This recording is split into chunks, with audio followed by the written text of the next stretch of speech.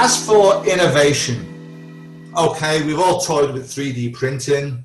We're looking at different ways we can do things from an energy point of view. You know, when we start powering electric power cranes with solar power, that'll be interesting, if that could ever happen. Construction traditionally has not been as innovative as it should be. When actually, when you think about it, we're building buildings that people are going to occupy, and they're going to either educate people, make them well, keep them in prison, or turn it into a business to make money. So it's critical what we do. I've worked myself on some innovative solutions.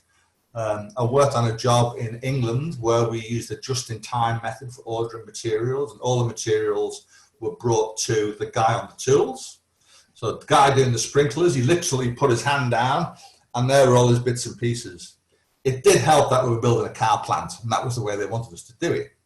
But there are innovations out there.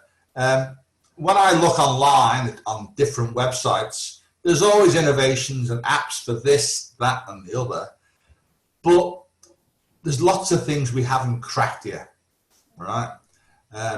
We haven't cracked the fact that we want to know what people are doing. We want to give them the information that they require, but we've got to be careful that we're not spying on what they're doing.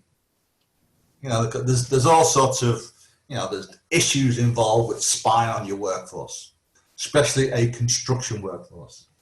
So some of the innovation hasn't been there. Drones have been a big innovation. Drones have been really good. Another innovation, which you might laugh at, is cameras and sewer pipes and stormwater pipes.